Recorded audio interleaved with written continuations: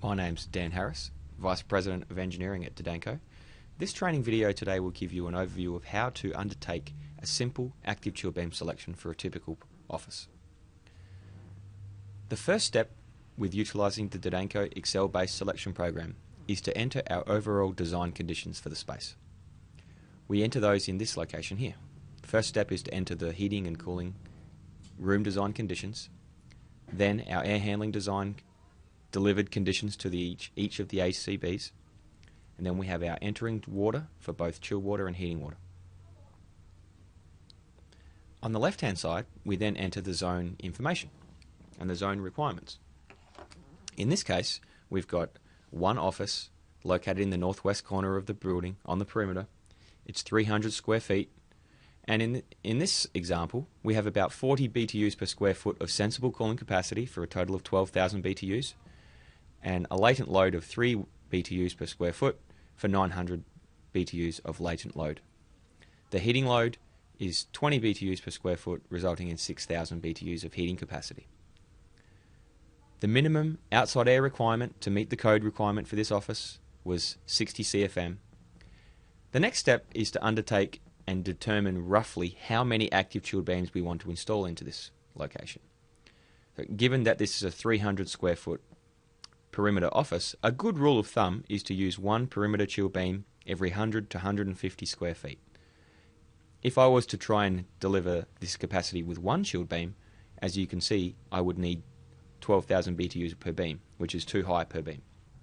So we can change the number of beams from 1 to 2, and the remaining useful information area of the program updates with the new requirements per beam. The software is written so that the default primary airflow rate that is put into the selection meets either the minimum primary air required for that zone or the minimum primary air required to meet the latent capacity for that zone. This column indicates that we're still short on delivered cooling capacity compared to what the load is requiring. So we need to now update either the length, pressure, primary airflow rate and water flow rate in order to get additional cooling capacity to the space to meet the zone requirements. So with a typical chill beam selection, once you've set the length of the beam that you would like, the easiest way to deliver additional capacity is to increase the airflow rate. So we can take that up to 80 CFM, and as you can see, we're still 369 BTUs short. If we take that to then 85, still just a little short. So at 90 CFM, for this 4-foot ACB 40, we can deliver the sensible requirements to that space. We may even want to adjust the water flow rate down a little in order to get pretty close to the required sensible cooling capacity.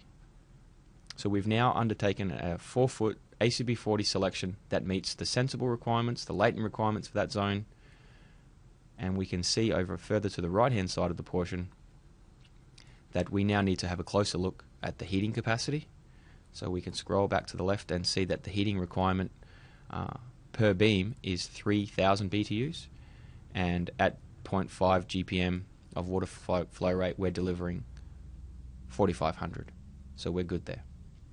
The zone summary provides the overall primary air and technical summary for each of the zones, including all of the beams in that zone. So you can see we had 2 beams at 90 CFM for a total primary airflow rate to the zone of 180 CFM. We also provide additional information for your analysis and reviewing of the quality of the selection for primary airflow rate per square feet and the total zone supply airflow rate per square foot.